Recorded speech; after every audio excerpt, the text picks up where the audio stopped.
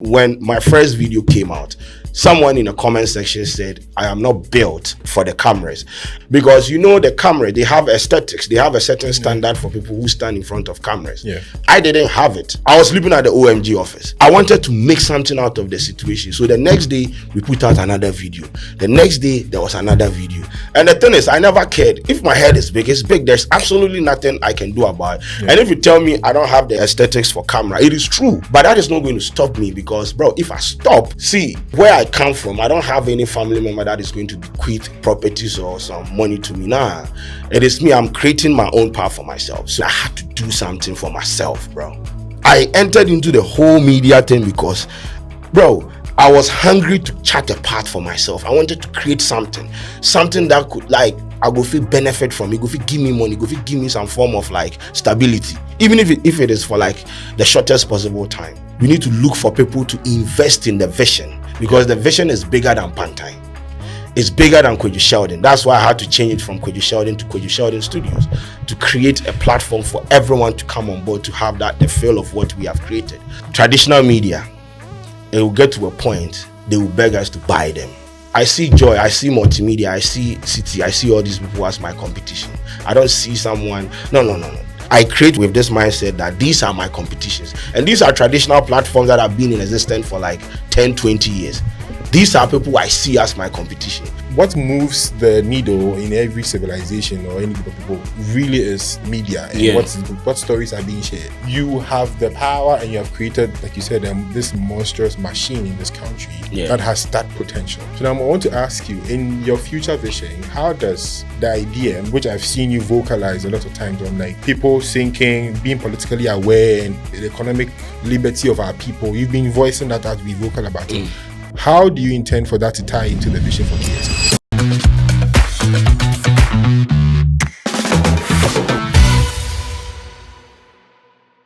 Okay, guys, so this is Kwadwo Sheldon. The head is big for a reason. I just had an insightful conversation with the Peswa podcast, and my mind boss. Normally, I know they go on podcast and things, but when I make an appearance on the podcast, the conversation is quality. So you know what to do. Over tapping in say Haaland na Niyama. And yes, they have other videos on the platform, but this will top it though. So thanks for coming. Thank you. Yeah. And I was saying before that you have impacted me on two fronts. On a personal level and then like on a business level. I think you start touching like the business level. And that kind of speaks to the kind of impact and weight of voice you have in this country. So you think when we are putting out, my startup was putting out the service for national service personnel. We put out an ad and we got a chance to come on your show, come over the head. You gave us a chance to, at no fee at all. Oh, I didn't charge you guys? No. At no fee at all. And till today, the ripple effect of that conversation, so much so that we are still unable to meet the demand we get every year. Oh, that's cool. With our service, right? So much that we had to shout out to the public at some point. Oh. Yeah. Cool. And that speaks volumes to what you do. And glad I could help. Yeah. And on a personal level, when I was considering, when this podcasting was stable before me, outside the fact that I was worried about the implications on my business and my private life, there is this scale of embarrassment. Hey, this is going to be embarrassing. What if people don't like it? I'm not, this thing doesn't go out as planned. And I remembered you because I've followed your arc as what you do from when you're creating skits. I'm like, what's this guy doing? The skits are not exactly funny, but you kept doing, you keep showing up, and here you are, stalwart, a powerhouse in the industry, right? And also to think that you are from one of the remotest parts of this country. Yeah. And you built this. Yeah. Right? You are, I was telling before, like you are like on everyone's lips in this country, so to speak. Everyone watches, people are not watching TV anymore, using you as a substitute. How do you go to bed at night? I sleep. I just close from work, lock my door, play FIFA, and I sleep. What people, you see, it's part of the job that we do, right? I love it when people are talking about us, when people are talking about what we do. When I meet people in town and they reference some parts or some scenes in the video that we've created, let's say for like 6 months ago or before, something like that. It's beautiful to hear people talk about you and all those things. But well, I don't think it bothers me that much. Whether it is negative or positive, I don't really care. I want to create content. So I just, do what I have to do, get home and I sleep. It used to bother me, sometime before we got to this level. But right now, Charlie, we've been doing this thing for the past 7 years. I don't think what people say about me is really an issue. It is good to be in the newsfeed. It's good to be relevant. When people talk about the product that you put in the newsfeed, it means you are doing something right. So I just, positives, negatives. The positives outweigh the negatives. We move. It's part of the work. It's part of the job. Occupational hazard, I will put it. I also still like about your work because anybody who has interfaced with you in person can easily tell that you're a very quiet person. Very shy too. And so in my mind, it's like your life is about this thing that sort of contradicts your personality. So I'm now really thinking through the kind of friction you have to go through every day. When the cameras go on, you have to become another person. Because I remember the first time I saw you when we were having the shoot, we were talking very calmly and very quiet. And you had to sit down. And like, I could see like a switch come on. So I don't know, it's like, I don't know if there is a spirit in the cameras or what, but when I switch off my cameras, I live a very boring life. I don't go out. I don't have many friends. I prefer to actually be in the house and play games than to go out. I don't like going. I don't like the noise. I just want to be in my space. But when it is time for us to create, and I know whatever content that we have to put out there, it's supposed to make sense to the audience. I have to do everything possible to make sure that I'm in that kind of mood, because people depend on us for various reasons. They want to be entertained. They close from work. They are stressed. They want to come and watch Kwadwo Sheldon Studios content to release stress and whatnot. So I cannot be that kind of mood and when I sit in front of a camera and be boring. I have to create. I have to say things that would trigger people to engage our content in the comment section, and it comes with you being that kind of person in front of the camera. But when I switch it off, I just go to sleep. So like the event, when you invite me for an event, you will not see me there. I'll send Elikem or somebody. I don't even know how to engage people like one-on-one. I'm a very shy person, but when it comes to creating content out that is going to put food on my table, it is war. There's a lot of competitors. I have to basically outperform everyone in the space that I work. So that is the mindset I used to create. And that is why when I'm in front of the camera, when the camera is off, it's a different ball game. I just chill. There's a marker of people who you are very, you don't like to bullshit, and you like bullshit. I consume your content, and I've seen a ton of times people try to come at you and the work you do, and how you seem very fierce about setting the boundaries and setting the lines clear and being very aggressive about what you're trying to do. And it's like a marker of people. Generally, there's just saying that when people were bullied when they were young, right? And I'm saying this because you and I both wear hats, right? And there's a reason to that. We've probably been both teased, for me especially, started off with, your head is big, why is your head bigger? And all of a sudden you put on this thing that masks it, and then you feel very secure. And so I can easily tell that when you were young, when you were a kid, you're being bullied. People were laughing at you and ridiculing you. Till today. Exactly. And so do you feel like how you are aggressive and fierce and try to draw the line is a marker of that? It's like a trauma response that I'm not going to let the bullies bully me again. And so if you're looking to move money as a local merchant to your suppliers, or just move money as a local business to anywhere in the world without a lot of bureaucracy, we would recommend our partners, WeWire. WeWire is a cross-border B2B payment platform. And so as we have vowed to bring you the great resources for you to build world-class businesses, we will entreat you to check out WeWire.com. Right? Thank you. So I mean, you said I used to. I mean, you made mention of the fact that I used to create skits. You didn't find it fun. You are not the only person. You understand? You see, that is why when people come at the work that we do at KSZ, it annoys me because we've been through a lot to get to this level. Yeah. Personally, I've been through a lot of transitions to get here. I've tried a lot in the space just to figure out what I really wanted to put out. And just one worked for me, and I decided to like hold it like, oh, this is why my life depends on it, and I'm doing it right now. Yeah. So the thing is, since we see when my first video came out, someone in the comment section said I am not built for the cameras. And after when I was doing my service, if you had seen me at that time, bro, it was true. Because you know the camera, they have aesthetics, they have a certain standard for people who stand in front of cameras. Yeah. I didn't have it. I was just some lanky looking guy who was just trying to figure out this media stuff. So when my first video came out at OMG, bro, the backlash, it was crazy. But you know what?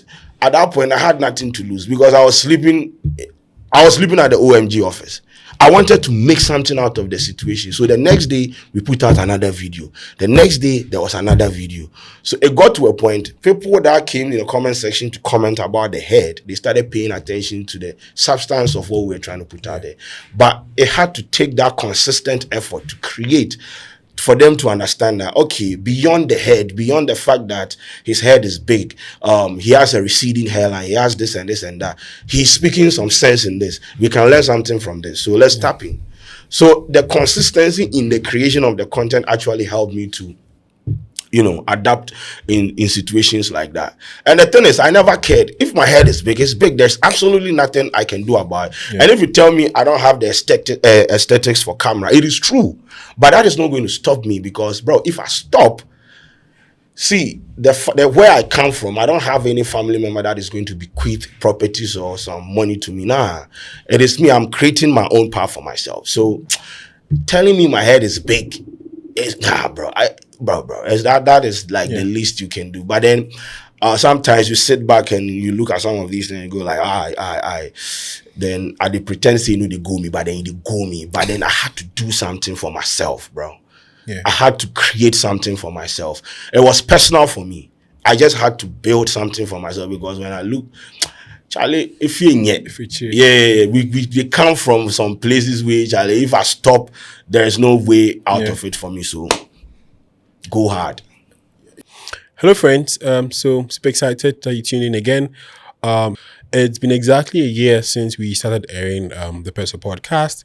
And as a team, we've made a commitment to get better with each episode, and we take feedback seriously and we try to bring you the excellent content. And so one way to appreciate that for us as a community is that we've decided that our targets by the end of the year is to reach 10,000 subscribers. That seems very far-fetched given that we're about a month away from the ending of the year, but we believe the community we have. So let's rally together, lend us a subscription you haven't, with a guarantee that this will only get better. So as I'm not sure it means just build something. You come from Pepease, right? Pepease, yeah, that's what I 2019, around that time, we used to supervise some missionaries in that area. I used to tell myself that. Oh, you've been there? Yeah, when I have a lot of bread, Abetifi. Yeah, that's where my father comes from. Oh, great. So my mom is from Pepease and my dad is from Abetifi. Yeah. I tell myself when I get enough bread, I'll probably build like a vacation home.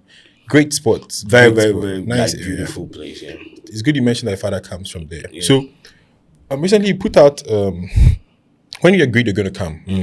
I'd listened to a couple of interviews you had done, and you're very vocal about the dynamics around the upbringing without a father figure. Yeah. And you're raised by your grandmother. And recently I saw you put out a post about fatherhood and how singing your son to sleep, singing his name, talking to him is the greatest thing to ever happen to you. Facts. And I actually did say a prayer for you and like passing breath, because now I'm thinking you are a father now, but you didn't get to experience that. Nah. And I'm wondering, how is this man going to navigate this thing? Bro, it's not easy. It's not easy. Am I allowed to answer? Yes. So that's the thing. My father died when I was 3. My father was a mate. My father was, I think, I don't know. I didn't get to know him that much, but I could remember back in Pepease when owns the cars. I don't know, the Benz cars normally call. Yeah, when they come to Pepease, there he will come to my grandma's house and come and give us bread. Like they will buy bread when they are doing their rounds, and when they pass through, they will give it to my grandmother. But that was just that. I think I saw him once. The next I heard was, your father is gone. So that was it. So there was no personal relationship with my dad. But the thing is, what I have been through in life, I've made promises to myself that if I bring forth a child into this world, I will make everything possible to make sure that he is going to have a life different from what I had. And that is why I wake up and I hustle. Like when my baby came and everything changed for me. I start like, bro, how I approach things, the whole concept of trying to scale this thing, building this thing, transforming into a legacy project where even if your kid at some point wants to be a part of this thing, there are structures in the long form, in the long term for them to understand what we are doing. So everything, like how I approach, at some point I was just freestyling doing this thing, like, oh, if this one works, fine. If it doesn't, fine. But right now, there is purpose to it. I mean, there was purpose, but right now the purpose is big past my head. Like, I have to create something bigger than what we have created before. And that is how I approach things now. And I have said to my wife, and I have, said to my son, he's never, so long as I am alive, he's never going to suffer in life. Because what I went through as a kid, bro, if he goes through like a quarter of it, I don't think he will survive. But we had to survive in order to build the template for them to come and fit in. So this is that's why I love spending time with him. I frequent the US often because I don't want to be the absent father, right? Mm-hmm. At some point, maybe the mom will move here and everything, but I don't want to be that kind of an absent father where I'll spend like 6 months here, 7 months here, and I've not seen my son now, bro. So I come and I go. It's stressful, but I love it. I go, I change diapers, I do whatever I'm supposed to do. I want to take care of my son. I want to spend time with my son. I want to feed my son. I want to sing for my son. I want to play with my son because I didn't have all those things. And it affected me. However you want to spin the story, it affected me on the journey of growth. Yeah. But I'm not going to subject him to that treatment. Mm-hmm. Whatever it takes to make sure that guy's life is comfortable, we do it. So that is how I approach things. Are there a couple of things you can point to, if you're comfortable? Yeah. That you can point to and say that because I didn't have a father. Let me give you a personal example to sip you in. My dad was present, but then he wasn't around most of the time because he was busy. Right? I'm very busy figuring things out, so to speak. So my dad used to come around. We were in Obuasi at the time. He was basically roaming the entire country for obvious reasons. So he'd come around for a short period of time, then he'll go away. And every time you go to school, like there are things your friends can do. You know, oh, my father taught me this. My daddy. And you just wish that you had all these things. At that time, things you can point to as a person and say, if I had the father figure, I mean, to a certain degree, you mentioned that there was a father figure in your life at some point when you went to Ho. Yeah. That's my grandma's. I have two grandmothers, right? Yeah. I have a great grandmother and I have a grandmother. So it was my grandmother that came. My great grandmother is Ajubi, the one who died a couple of months ago. Yeah. And I have a grandmother who is alive. She's a nurse. She was the one that after after junior high school, she was the one that came to take me from the whole environment. She brought me to Ho and everything changed for me. So that's it. Yeah. So what's one or two things that you think you've missed out on because you didn't have that? I feel like, you see, I always tell people that my whole life I've been raised by women. And there is this feminine side to raising like a boy like when it comes to women, right? My grandmother, I was a very stubborn boy. Like in Pepease, when you go there and you mention my name, they know a lot. I did a lot of things back then when I was in Pepease. But the thing is, my great grandmother couldn't straighten me. Like, bro, I think at the age of 12 or 13, I was basically on the street hustling because my grandmother would not. I mean, she didn't have the money. She was a farmer, right? And it's not like the, let's say, the 2,000 cedis or 5,000 cedis. She's going to give that money to you. So I had to be on the street in the Pepease there. So I'll leave the house, go out there. Instead of me to go to school, I'll just go and be doing menial jobs like weed for people. Go to the bush to fetch firewood and come and sell it to the chop bar operators and all, because I wanted money for myself. You understand? I want to say I was also Pepease streets. Bro, the street where we they stay in Angasa be the street. We it's like the middle of the town. That's we are, so that's where we live. So everything happening, it's if my grandmother is beating me, everyone is looking at like, okay, they have started again. You understand? So it was just me being wayward, you understand? Yeah. If there was a father figure somewhere, sometimes the straightening could happen, you understand? But I didn't have it. I was just me like, okay, I can do whatever I want to do because my grandma doesn't have that kind of muzzle to even stress it. But she was beating me at some point and everything. But now, bro, it's like I can do whatever I want to do. And it affected me, however you want to spin the story. It affected me in certain decisions that I took, you understand? Yeah. And I feel like the father figure, playing the father role in your son's or your daughter's life is pivotal to their growth, like whatever they are trying to achieve in life and everything. So, me, I didn't get it, you understand? And so, I'm not going to be that kind of person where I am absent and it's like the mom is the only person bringing up the kid, and it's stressful. Like it's stressful bringing up a kid, especially in America. It's stressful. So I make the conscious effort to be a present father, even if the job is demanding. I would go out there and make sure I sort things out. Everything is running smoothly. You understand? Interesting. Yeah. It's a phenomenon I've observed. Also, let me put this thing right. When I was going to senior high school, my grandmother, the one who came for me from Pepease. Which senior high school? Sunrise? Yeah, Sunrise. When I was going to senior high school, Sunrise, they had to in a room. So I was folding my things in a room. Then the husband came in. I didn't know how to hold cutlery set, fold stuff and everything.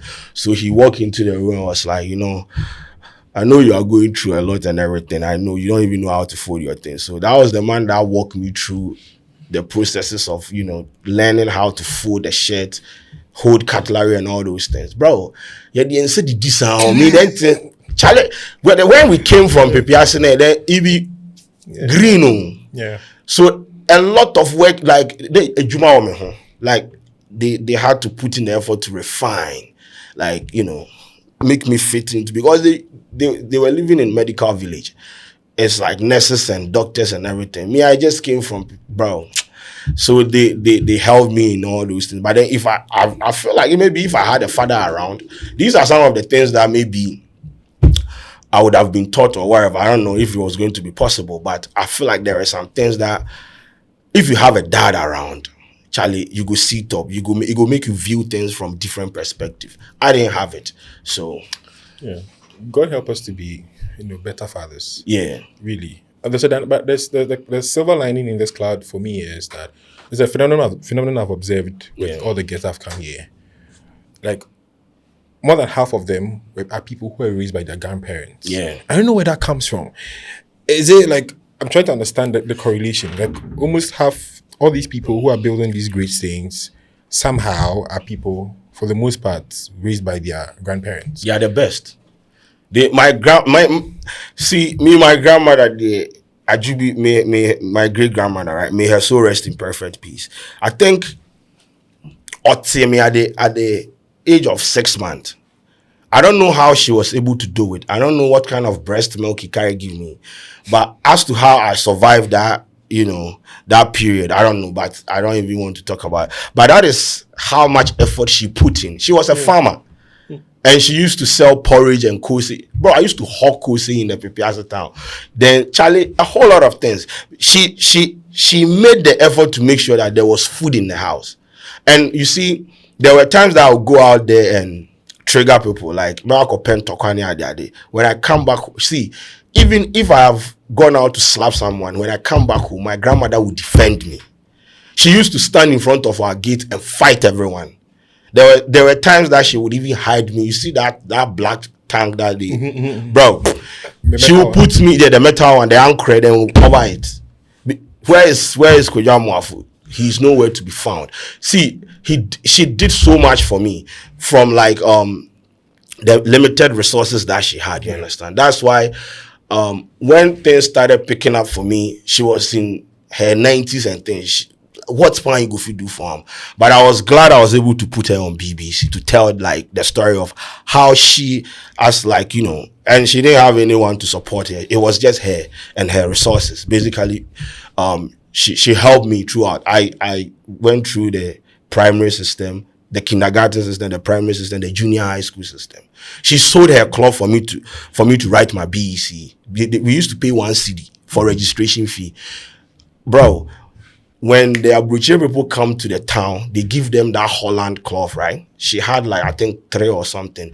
The day that they wanted us to pay for the registration fee, she didn't have the money. But then she went to sell that one. She sold that one particular cloth and gave me the money to go and pay my school fees. Bro, see, that woman did a lot for me. And she had a soft spot for me. I don't know what happened. I don't know what I did. But she was just basically that kind of person that, bro, I experienced like real love when I was on the come up, like when I was a kid from here. So that's why, Charlie, grandmothers, I feel like they are supposed to live forever. Honestly, if I had my way, if I had an elixir of immortality, I would have given to her for her to live. Because if I come out and I mess up and I go to her, she would listen to me before judging me. She will listen to me. Okay, talk to me. What is happening? Before she will pass any form of judgment on me. But then, Charlie, may her soul rest in perfect peace. So under these humble conditions, you grew up on these very, very humble conditions. Yeah. And now, being, should I say, like the foremost voice in this country. Yeah. Rubbing shoulders with the powers they be. And I'm a big believer in the fact that when people are conducting their lives or they're living life in a certain way, they saw it in their mind's eye before it happened. Yeah. Along this journey, given all the circumstances of your birth and how things were your upbringing, at what point in your mind's eye did you see this? That this life you're living, that Kwadwo, you're going to become this person. And you can't tell me you haven't envisioned it. No, I didn't see it. I was brought up in an environment where we were not allowed to dream. If you know what I'm talking about. Yeah. Go to school, try to see the Pepease that I'm talking about, you know. You go to school, you come back home and you sleep. You eat and you sleep. So you just focus on the now. There's nothing like, oh, bro, if the time I was in even senior high school, I didn't know what I wanted to. Like, bro, I was just moving through the system like that. I didn't see myself in front of a camera ever in my life. But I felt like at some point, I sat down and I did some introspective analysis about my life. And I came to the conclusion that if I don't chart a path for myself, I will just become one of the, and where I come from, my house, bro, it's crazy. If I want to tell you the story, you go open your mouth and things. I will just become another statistic in the system. So more times I premise the conversation on hunger and unemployment. I entered into the whole media thing because, bro, I was hungry to chart a path for myself. I wanted to create something that could, like, I go feel benefit from it, go feel give me money, go feel give me some form of like stability, even if it is for like the shortest possible time. In school, I never did presentation. I attended Ho Technical University. Group work, when it was time for us to present assignment in front of the class, I would duck all the presentation. Because if you put me in front of, let's say, 200 people in a class, the sweat all would come from the ears. I cannot even articulate myself in front of people, you understand? I was so shy, I used to sit at the back. These things, I don't know, it was alien to me. Like, bro, I was just, you know, maybe you finish school, you become then some, you understand? But at some point, I just needed I needed to create something for myself. So it's good you mentioned it. So at some point, something triggered you to start want more, to negotiate more out of life. Yeah. And I want to understand, what were those external influences? I mean, I've heard you mention in a conversation somewhere that when you moved from Pepease to Accra, you went to Ho. Yeah. And then in that family, there were your older brother, your cousins who were going to university. Let me tell you that. Sorry. So I have three uncles, right? And maybe you go know them or something. One be Black Kofi, right? He owns one of the biggest agro companies in Ghana. The other one is a professor at KNUST. The other one too is a professor, two professors at KNUST. That was the environment. And I just came back. I was, they brought me from Pepease. That was what I was seeing around, you understand? So the pressure, then the medical village itself, bro. You see the nurses, then the doctors, the mapikins, the way they move and everything. Bro, Charlie, you go sit the balcony, they close from school, you see them moving like you want to be like, how they are moving and everything. So these were some of the things that I saw when they brought me from the Pepease there to the medical village. The environment, like, it was competitive. People were attending schools like Pope John's and all those things, like Mauli School, and then they carry me go Dora Memorial first. Yawa, then come out to me for that, then carry me go Sunrise and things. Bro, I was a very stubborn person. My grandmother used to visit Sunrise High School, I think every Monday, because Sheldon has done something. Bro, it was crazy.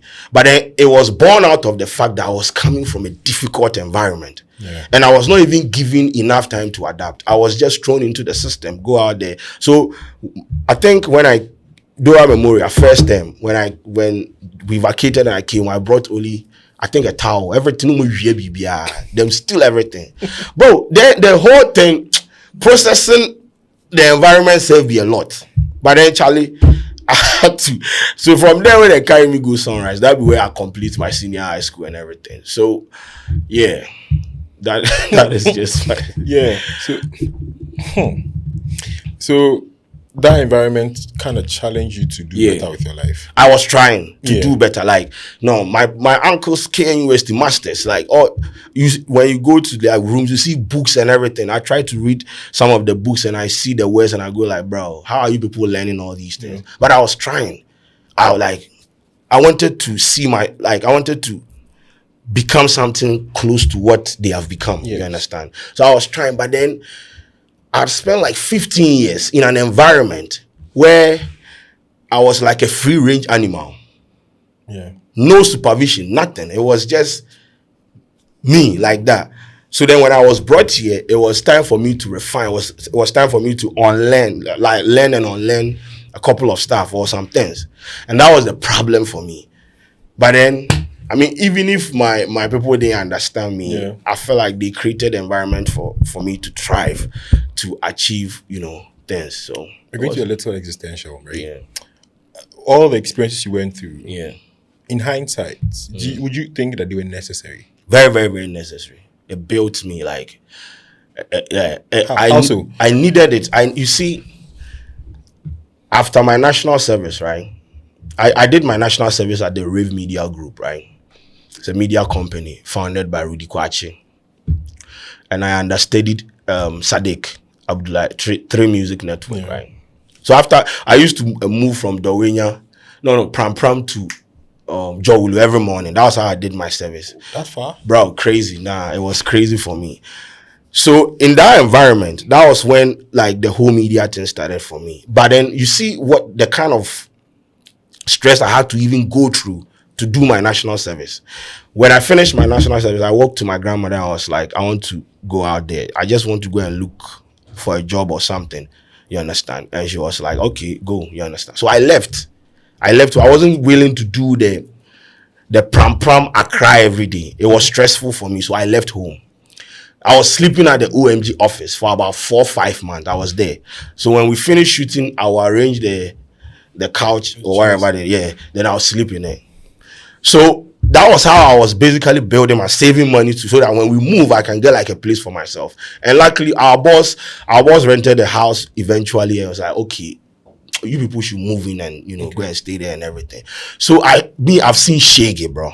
And that is why when I'm hustling, it motivates me. Yeah. The kind of environment that I was brought in, the thing that I have seen, the things that I have experienced, it puts me in that some form of like vibe when I am like in my element, because I know I have seen it before. See, I've seen poverty, I've seen shege, I've seen hardship, I've slept at places where Charlie, bro. Did you say you're driven? Because a few days ago, a friend was asking me, what motivates you, Bill?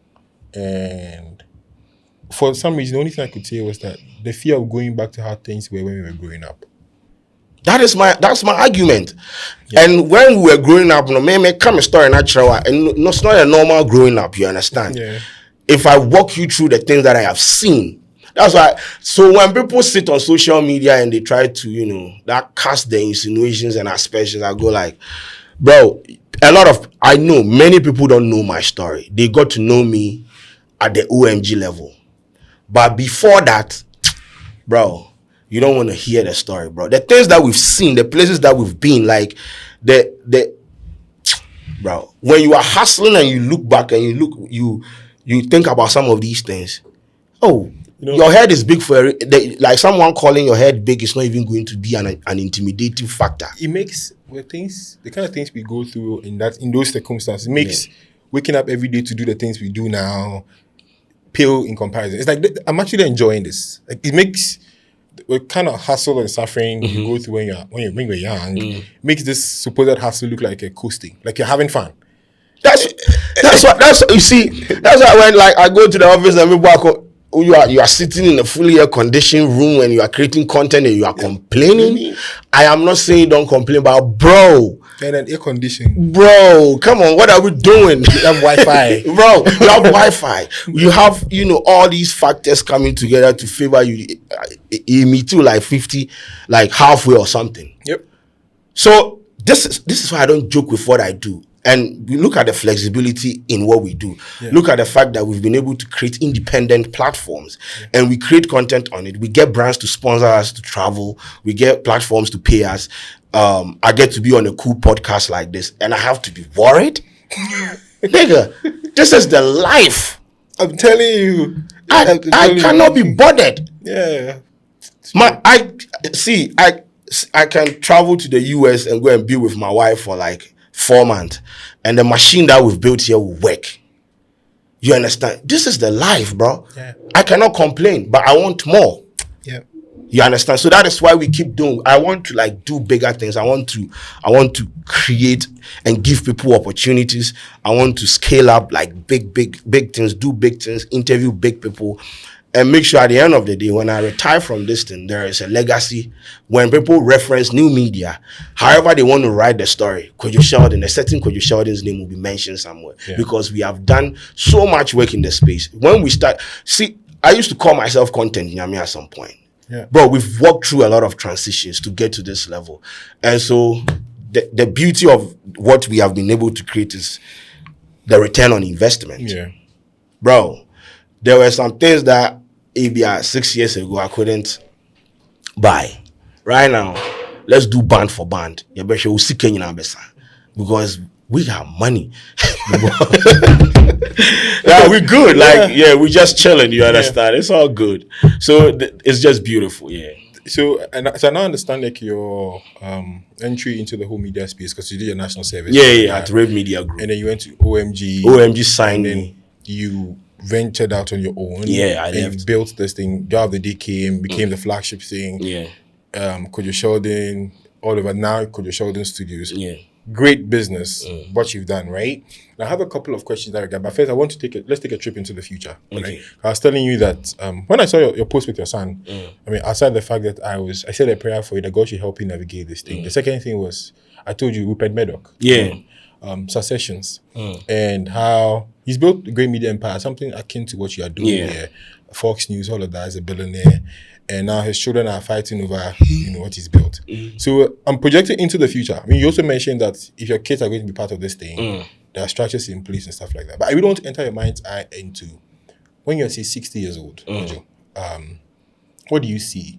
I mean, we see in part. I mean, scripture says we can't see it fully, but from where you are sitting now, if you to project 30 years into the future, I know you're 31, 32. Yeah, I'm 32. Yeah, so what will this empire look like?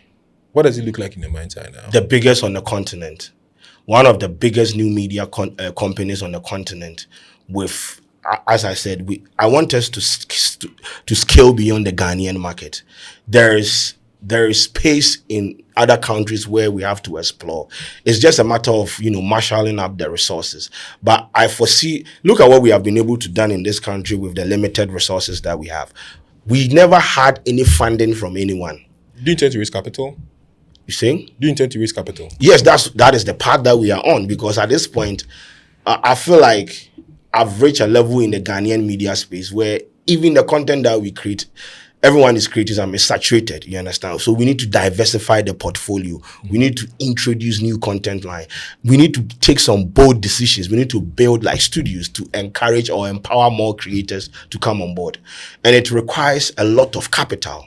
We've been able to sustain the business module to this level because we're doing the plowback system where we get paid, then we invest it into the company. That's how myself and my founder were able to get here. We when we get paid at the end of the month, we buy mics, we buy cameras, we invest back into the business. But the kind of scalability that we are looking at, it is not about plowing back again. It's about going to the Silicon Valley, Y Combinator, all these places. We need to look for people to invest in the vision, because the vision is bigger than Pantai.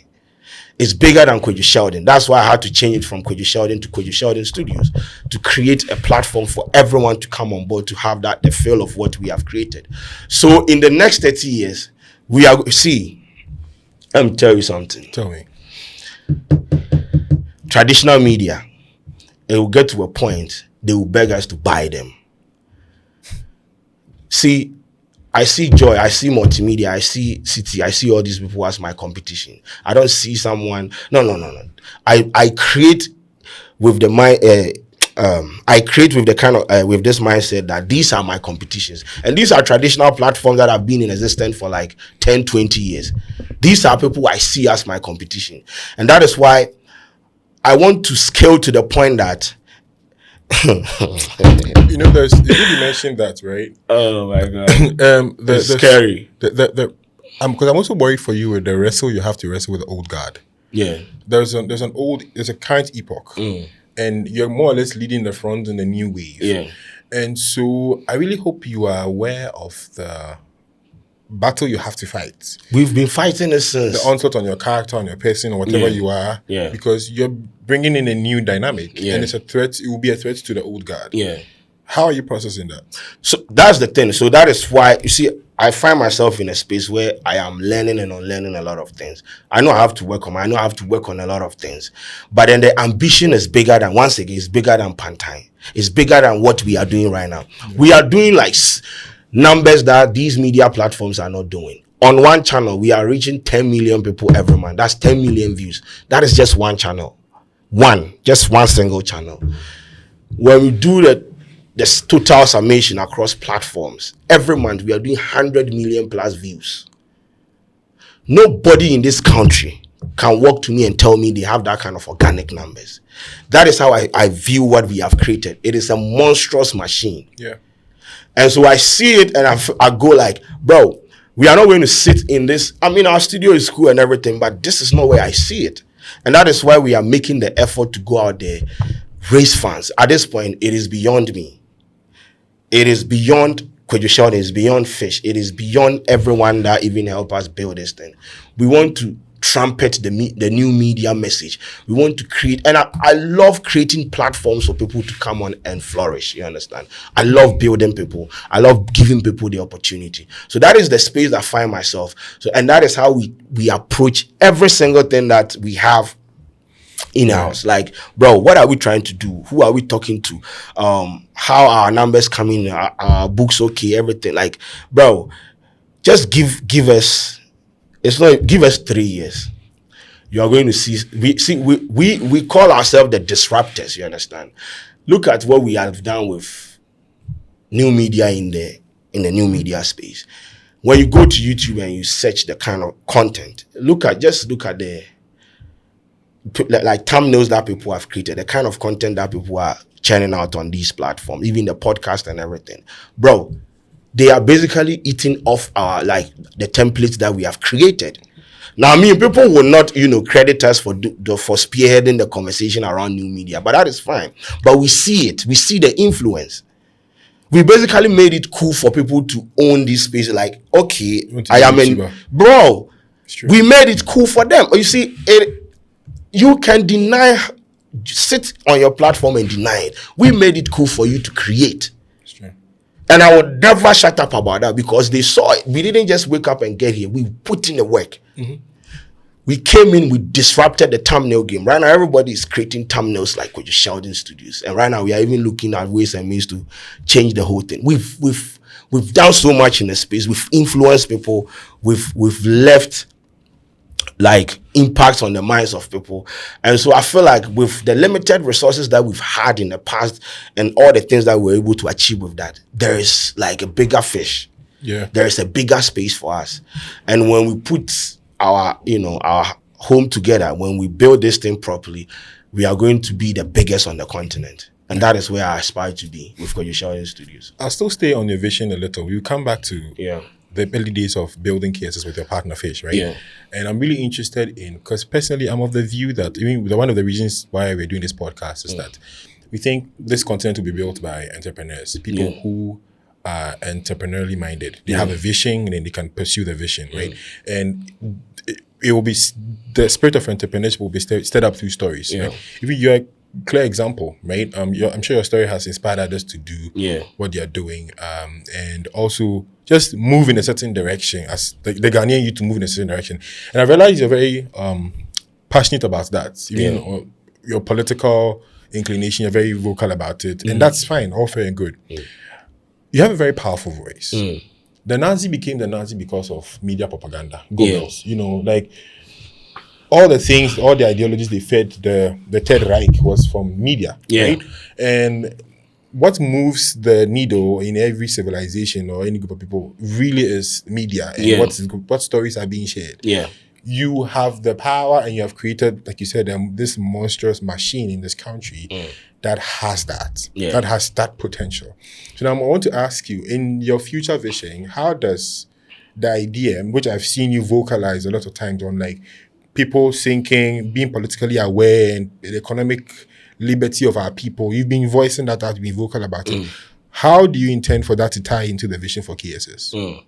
So that is the problem. Normally, my political affiliation shouldn't be a problem, you understand? But I don't think our democracy is ripe for people to understand that people can have political affiliation and still create what they want to create. And you said it.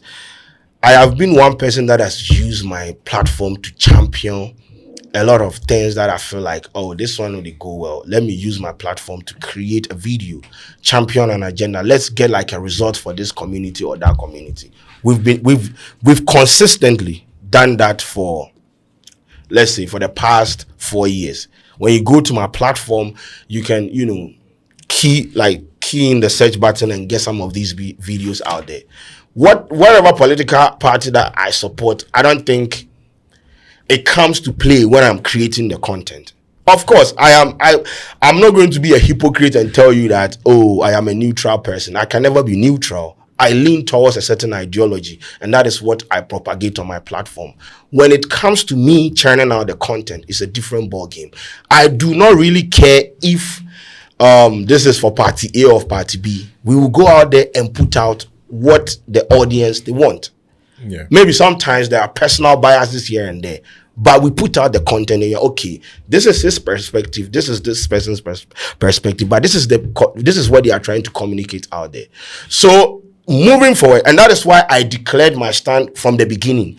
I don't want you to sit there and write think pieces about maybe a video that I created and put me in this box. No, I belong here. But when it comes to the creation of the content, do you see the personal biases being glaringly like open in your face? No.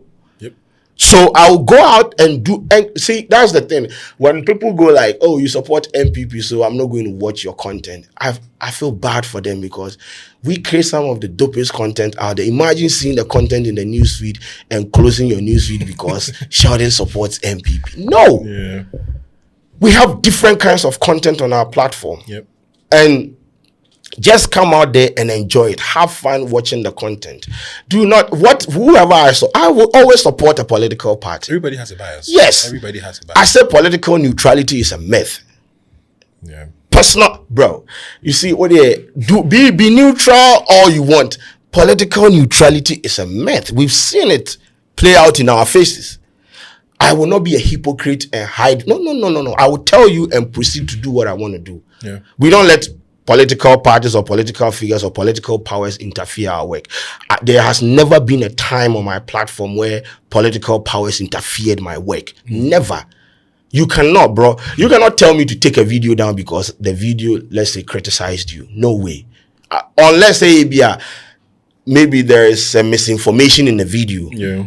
There is a bit maybe defamatory content somewhere, which we don't do because But I've put out an editorial, and powers up there will come and tell me that, oh, take the video. No way, bro. It is on the platform. The past government, when you go to my platform, you can pull about 300 videos of me holding their neck. You understand? And that is my political party. Yeah. But you see, that is how the game is supposed to be. I do not really care who is in power. Yeah. I have to create content. If you build the structures to support me, if you liaise with platforms for TikTok, for example, TikTok to pay me, I will acknowledge the fact that your governance or your government made the conscious effort to make sure there are structures to protect content creators, which they are supposed to do. Yeah.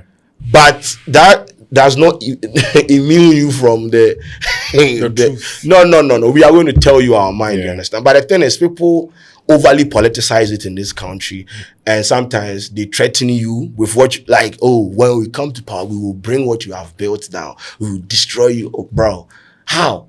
It's not supposed to be like that, bro. Just watch the video and bounce. Yeah. Okay, so we've touched on the fact that you went to OMG and then now you decided to venture out. Yes. Right? I want to understand two things on two fronts. What inspired? Because did you have any leverage at that time to say that, well, if anything goes flat, I can count on this thing, right? You were in an organization, you were helping leading front and doing things, right?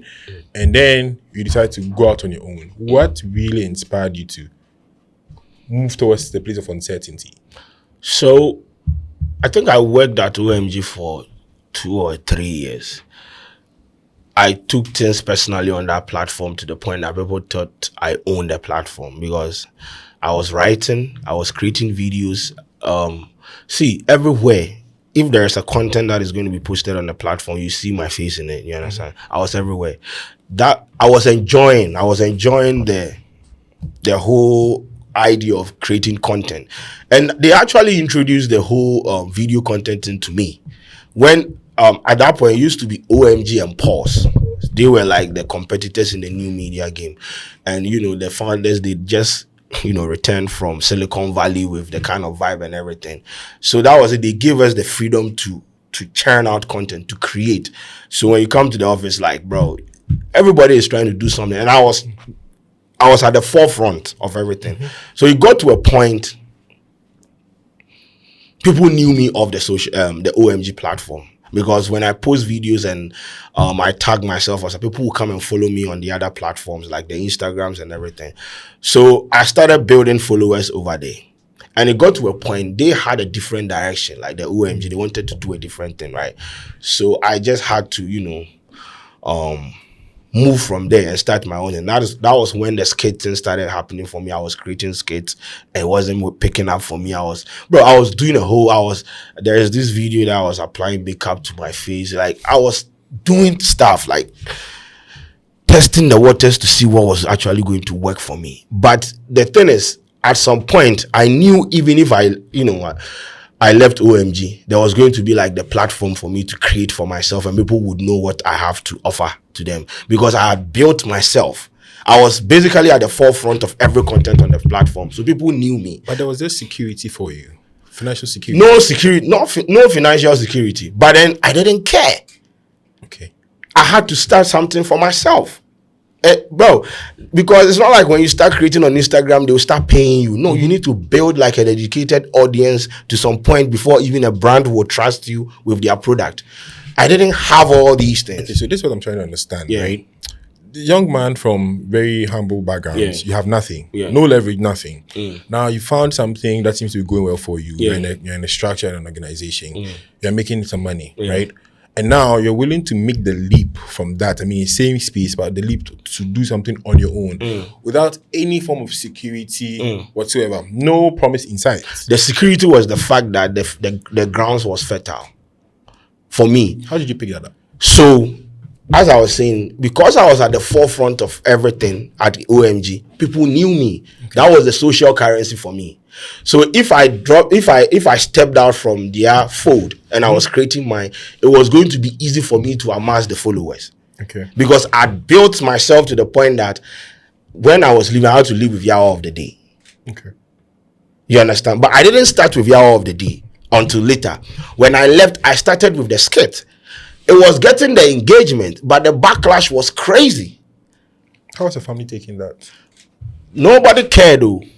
There's nothing like fun. No, nobody cared about what I was doing. I was trying to hustle and just chat a part for myself. Nobody called me. Nobody checked up on me. I was just in the trenches. So I was in the social trenches trying to, figure out my life. So I wake up and the money that we saved from the OMG gig and everything, I used it to rent. I think we were 5, myself, Ed, and all the boys. We got some, small apartment and we're inside, you understand? So then, Charlie, I will wake up, create, put it out there. The backlash will come in. We go again until. So at some point, the audience, I built the audience. I had a significant following on these platforms. But then it wasn't transforming into money for me. It was just the oh, this guy is not funny, and the comments, just like that. Yeah. So I had to keep creating to the point that I think my first gig was from, I don't think I have to mention the brand here because they don't sponsor the podcast, but it's a ride-hailing platform. Okay. I did a skit for them, posted it on Facebook, and it had 1 million views. That be when I still say, no, bro.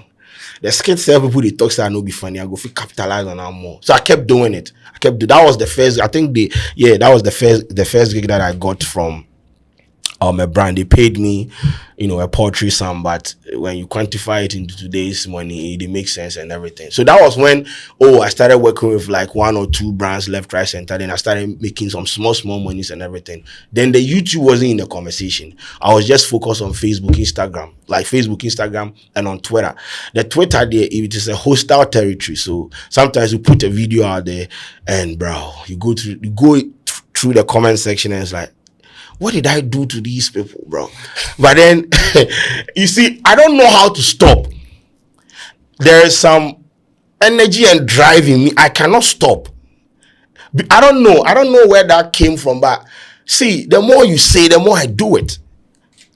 Because I wanted to create something for myself, you understand? Because when I look back at where I'm coming from, I'm a problem. Yeah. Okay, see, I can't walk about. So when you look at all these things, you go nah, bro, we go again. Until COVID, when the whole thing, the COVID came, and I pivoted to long form content, which was me reacting to videos on YouTube. First video had 100,000 views. Then when we posted, it didn't have that much views, but I think within a week, the video had 100,000 views. People started watching it. Okay. Mm-hmm.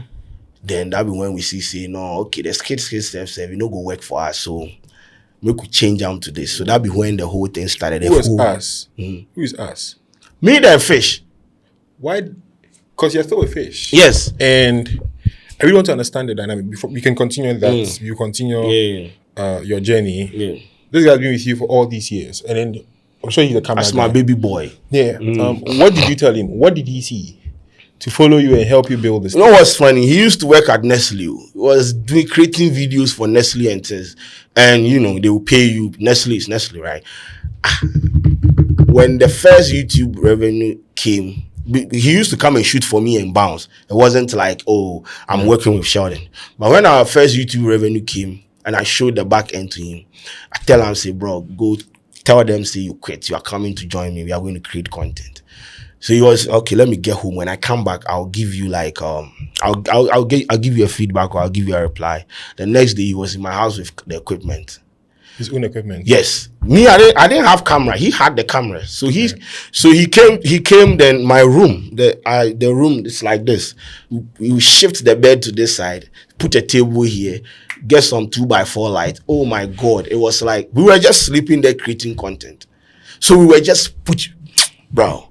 And so Fish there, that's my guy. We built this thing from it didn't even take 2 or 3 days for him to believe in the dream, like what we can be able to achieve with what we have created, the small that we have created. Yeah. He came with his equipment and everything. Then we started churning out content, creating. So we will shoot, he will edit, we will distribute the content. The next day we go again.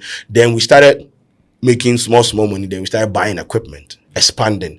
So we got to a point we buy mic.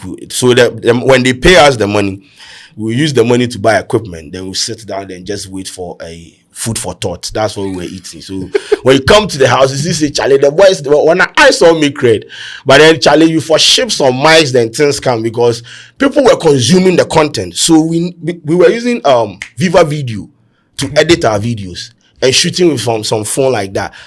At some point, we had about 100,000 people watching the video. We had to give them quality, but we didn't have anything. So when they pay us at the end of the month, we will invest in like a camera.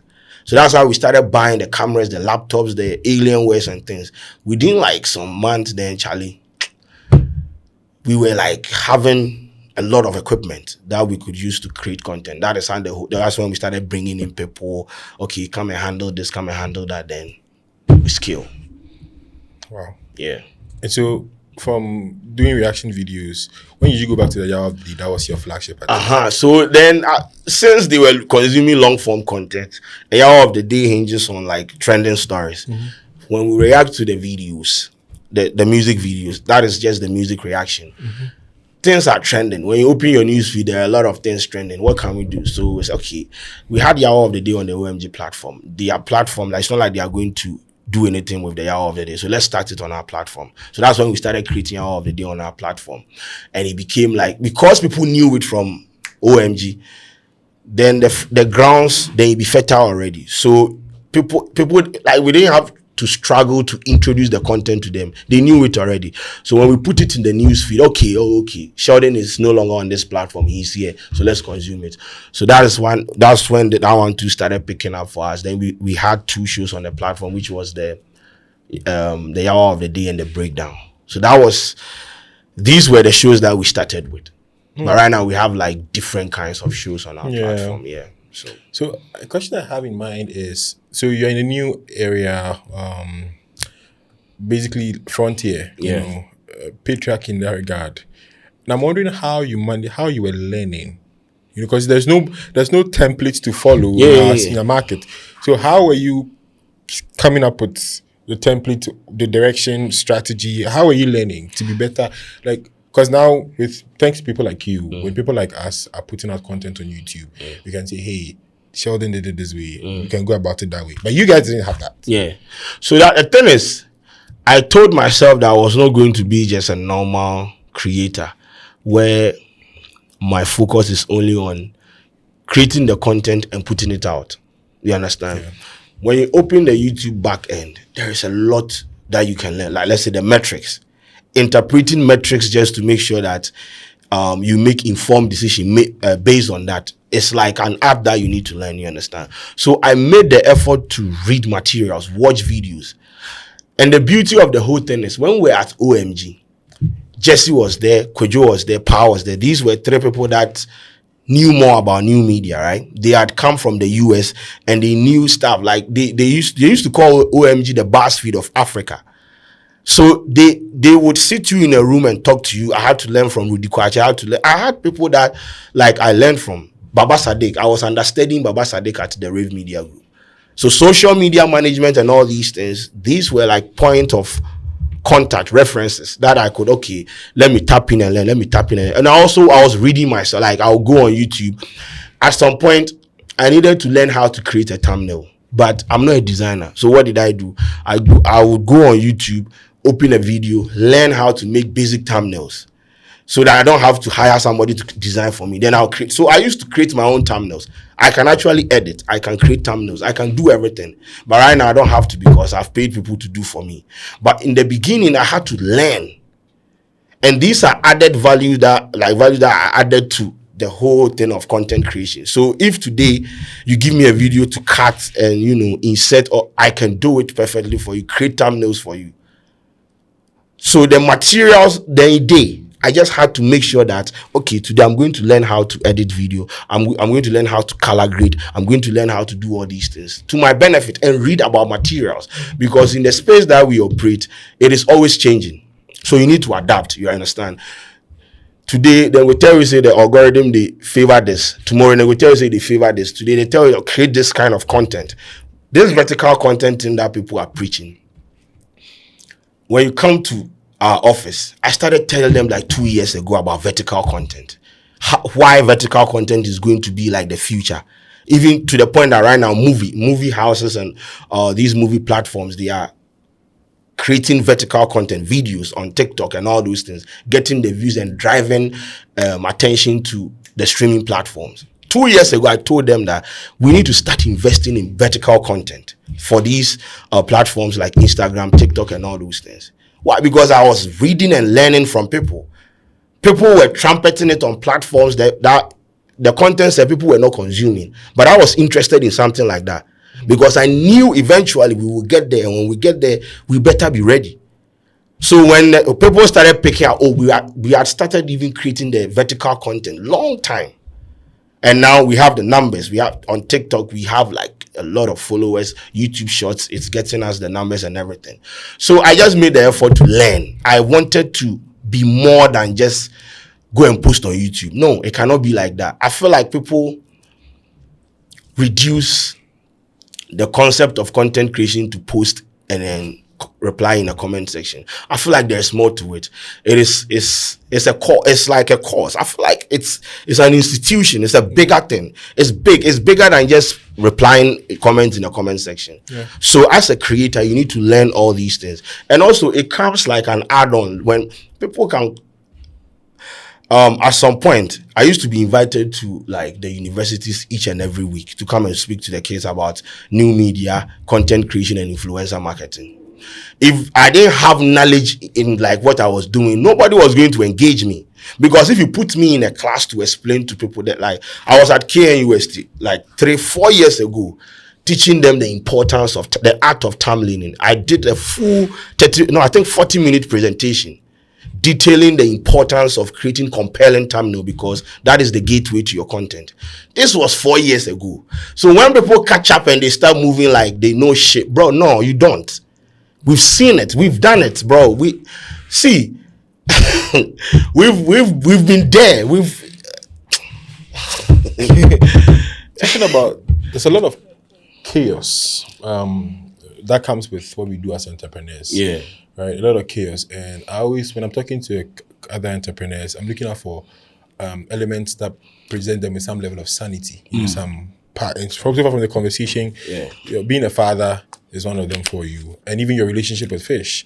Oh yeah. But sometimes he's the only person that understands me. Yeah, you just need somebody who understands and edges you on and say, "We can do this." Yeah. And my wife, sorry. That's what I'm coming to. Yeah. So the third element is marriage, right? We haven't really spoken about that. Yeah. How has marriage changed the game for you?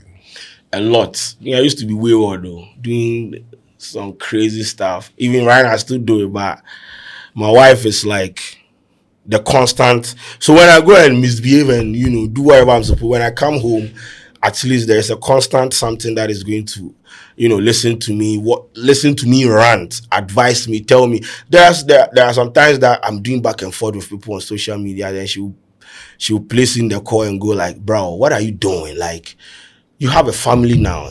The focus is bigger than engaging some agenda boy on a platform. Nah, bro, elevate yourself, elevate the conversation. If you have been following me on Twitter, you will know, like, I used to be wayward. I used to be all over the place and things, but there is a bit of like, sanity. There is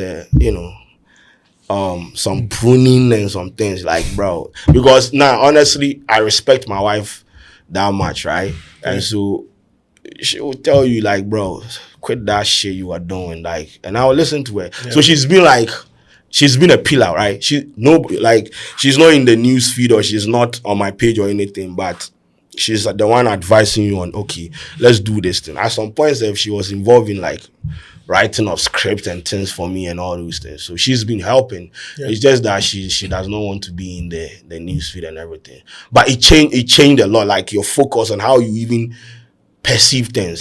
marriage will change it. It be like it go trigger some switch for your head inside. You go start to behave like, okay, now, bro, I have a wife, I have a son. Let me behave like, so I already boys for marriage. Yeah. Another element in that regard would be spirituality. You know, oftentimes when I speak to other people, some of them will be like, Charlie, if you don't have God, you go mad. I mean, I've heard you talk a couple of times. You're a church person. You go to church. So I just want to understand like the what's spirituality. You know, the role spirituality plays for you in all of this. Bro, let me tell you something, right? Without God, I don't think I'll be here. If I look at where I come from and where I am right now, the places I've been, the rooms I've been, the fact that I speak and it carries weight, it is God's engineering. God engineer. I mean, hard work and everything, but see, God is the one pulling the strings for you. And bro, I always, every time I come to my platform, God is the greatest. I don't see myself as a spiritual person, but I believe in a supreme being who is God, or which is God. And in him, I believe that you can do a lot of things, like you can do a lot of great things if you actually believe in him and you allow him to, spearhead your life for you. I believe in the supremacy of God. I believe there are a lot of things that have happened in my life that I go like, nah, bro, this can never be the handiwork of a mortal man. Yeah. This is God, bro. There are rooms that they've mentioned my name. I go like, bro, and I had no there, but then Charlie. So me I know be the type way I will go church, go scream. No, I don't do that. But I mean, when I go to church and everything, but I believe in the supremacy of God. I believe that everything that you do in this world, God in hand for day inside. You understand? And when God in hand did the thing they do, no, Charlie, see, how did we make it to this level? How? From Pepease to this place. You think this is about hard work? No, it is not about hard work. God, I mean, sometimes I say, God saw me hustle so much in my younger years or my younger days. They were like, nah, bro, let me elevate this guy because we're bread. So God, I will never stop mentioning his name on my platform. I will never stop mentioning his name anywhere. He's the greatest of all time. Yes, Eden Ajubi. Then we but God is the greatest, bro. He's done a lot in my life. Media. I mean, just look, you shit through. I know be God you could do good. You understand? So the one thing I want to ask again, when you mentioned Ajubi, and kindly, I know your mom is around. Yeah, my mom is alive. How's your relationship with her like? So the thing is, I don't have that tight relationship with my mom because I didn't stay with her. Yes. Ajubi told me when I was like 4 months. You understand? So Ajubi raised me and my other grandmother raised me, right? So I don't have that kind of relationship with my mother like, nah. But that's my mother. So I retired her some years ago. So she's good. Yeah. But we do talk all the time. I just don't have that. I'm not going to sit here and lie to you. I don't have that kind of relationship with her. But then she's still my mother. So I make sure she's okay, she's good, everything is sorted.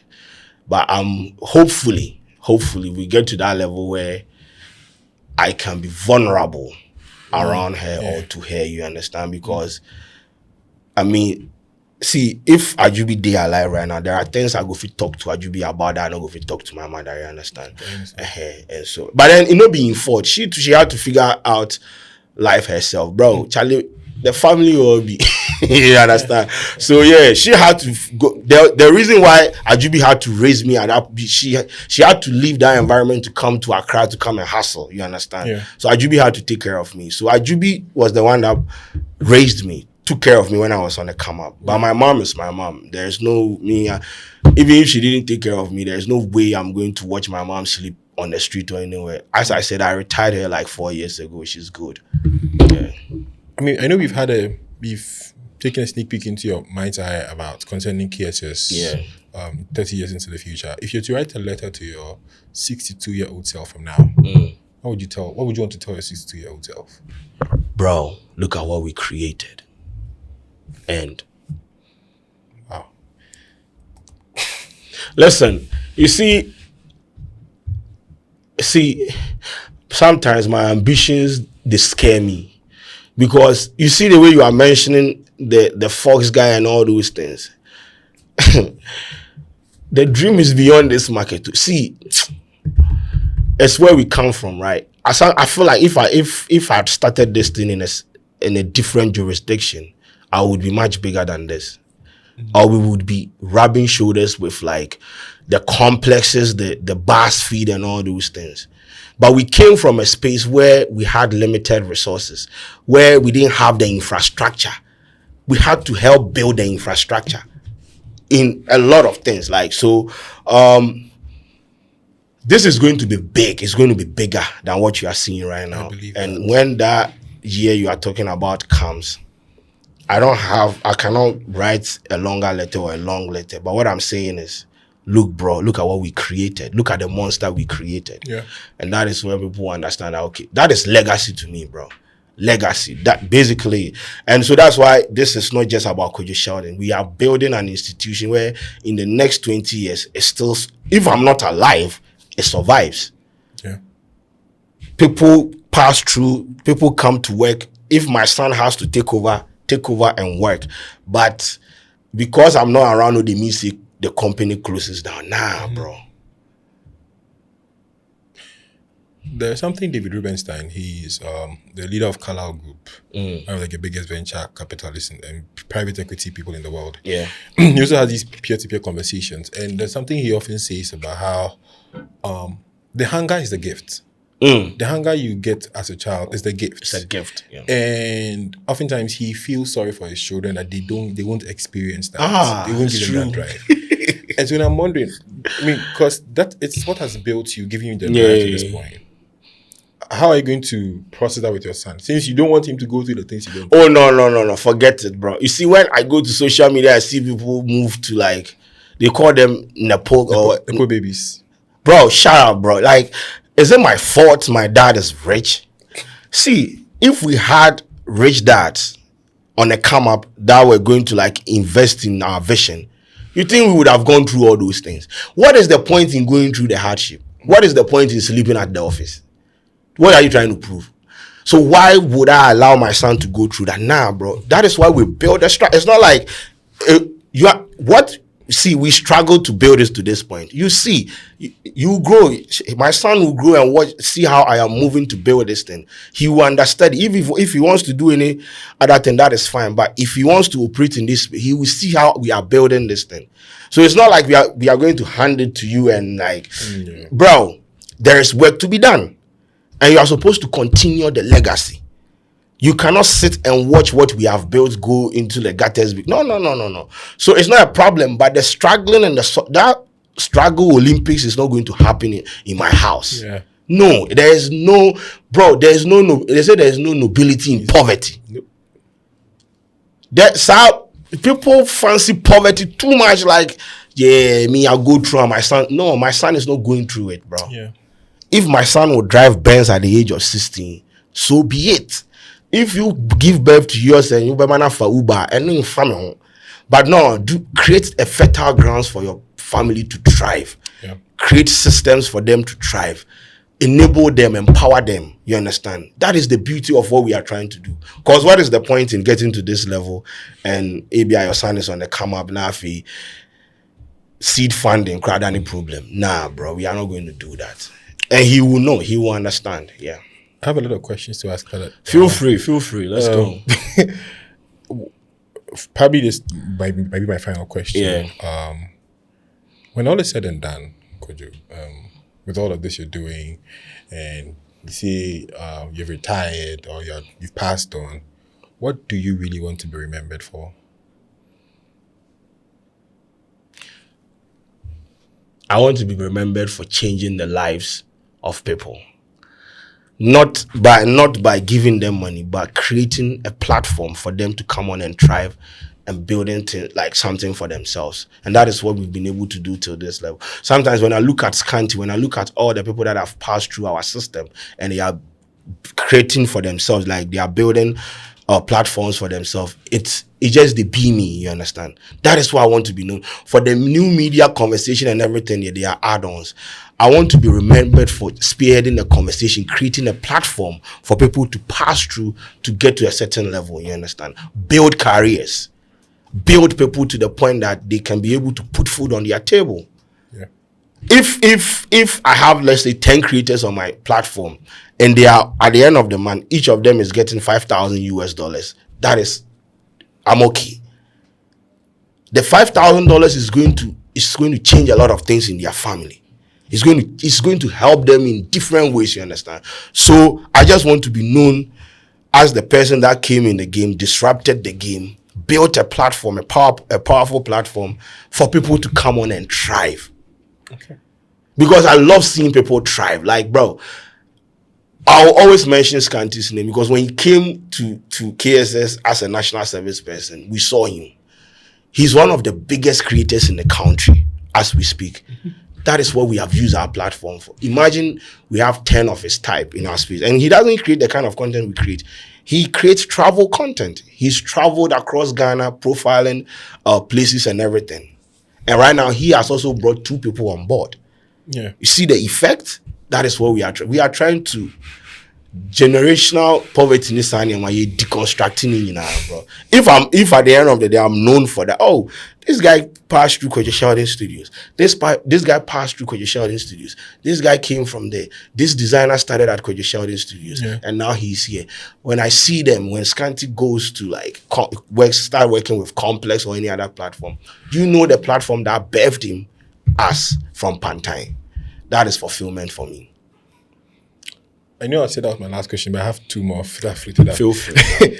I'm asking this for the sake of a young person out there who wants to build something like you've built. Give right? up.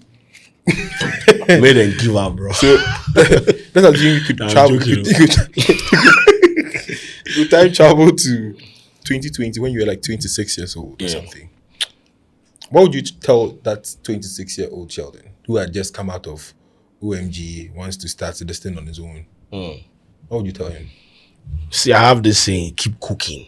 Don't ever stop, bro. No matter the impediment, right?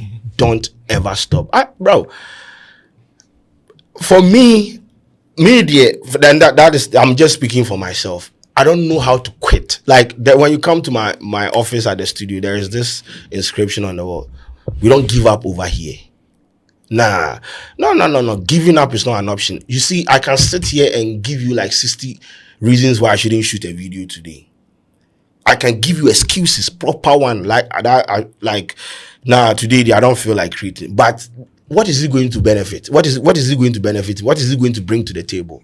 So no matter the impediment or wherever, bro, we go out there, we need to make sure that wherever we put our mind, we make, even if the resources or wherever is 1 CD, make sure you go out there and do it. Because the excuses, it's easy to give excuses. Like, I go feel wake up from bed and I see the way the AC they blow and says, nah, bro, today I'm not going to work. Ask to go and sit and create content for people, like create video, take your crew to this place, profile. Yeah. So excuses no, they build anything. Go out there and be great. Go out there and create. No matter what, bro, people will have things to say about you. But then at the end of the day, well, you know where you are heading towards. Yeah. So me, I don't really listen to people that much. Sometimes whatever they say get to me, but that is just the end of it. But what I want to do, if I want to break this mic, give me 1,000 reasons why I shouldn't break it. You have your say, I'll have my way. Oh yes, you are going to have your say, I'll have my way. Because how am I excuses by this time? So and that is what drove me to this level. Nah, bro. Like the first day I put out a video and someone said you don't have the aesthetics for video. Then I go my room. Then I go they cry. Oh, then the next day there are creators out there who are afraid to post content because they are afraid of what people will say about them, like what you experience when you're on the come up, right? Yeah. Imagine that you have created a beautiful content, but because you have a gap in your teeth or wherever, you are afraid that somebody is going to comment on them. Hey, nah, bro.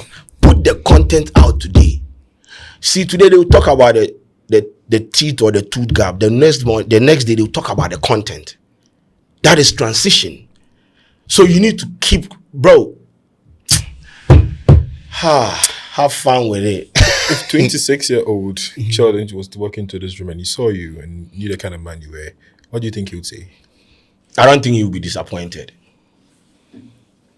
he would have an issue with some of the things that I still do, even though I'm supposed to rise above it. But he will never be disappointed. Like what? I feel like, you see, so you follow me on Twitter. You see, sometimes I get carried away in the heat of the moment. Yeah. I'm trying so hard to stop, because some of these people, even in 1,000 years, I don't think they can. Yeah, I feel like I have to rise above some of these things, and I still go back. It's like the old me. There is a bit of the old me in me, and sometimes I do forget what I've been able to do with what we started. Then I let myself away and use, bro. So I'm trying to work on it, but I don't think the person will be disappointed in the man that I have become, because if you saw how I was on the come up and what I have become now, this is like an 80% rating for me. Like, I'm proud of you. You are really doing an amazing job. Yeah. So then we are all proud of you as young Ghanaians. Yeah. My brother loves you. I remember the first time I met you, I made you record a voice note for my younger brother. Oh, yeah. Yeah, I remember that. Yeah. This guy, make her do a lot of things. Yeah. And it's remarkable what you're building. I'm one of the people who move from, what is this guy doing, to, yeah, he's that guy. And I really, really hope that this vision you have for yourself in the coming decades will be spectacular, and that you are actually really going to afford your family, your son especially, the kind of life you want him to have. True. And I'm rooting for you. I hope God helps you, God guides you. And yeah, we're all rooting for. I mean, the people will talk, people will do all that they can do, but it's obvious that you are leading a charge for us, and we really hope you don't stop. Oh yeah, we can't stop. Thank you very much for having me. And yeah, also I'm a fan of your podcast, so keep creating. You, Charlie, quality conversation on your platform, crazy. You who they try. This is a relationship, sometimes we need some of these things. You understand? Maybe the market is not ripe yet, but I feel like there is a market for it. Yeah. Even if it's not ripe, there is a market for it. There are people who want to like listen to this kind of podcast, and it's beautiful. I think someone did a compilation of top podcast or something. Yeah. Then I saw your logo, the Peswa podcast. I said, okay, these guys, okay, you understand. Thank you. Or everybody cook, like the quality of your content too. Like sometimes you see the lighting and you see the quality. I see the video and say, bro, okay. Yeah, everybody cook. Thank you. Right, so community, this is us with Mr. Bernard Kwadwo Amoafo, aka Kwadwo Sheldon, and as you can tell, it's been a remarkable conversation, and our mantra hasn't changed either, as has been reinforced by this conversation. Just build something.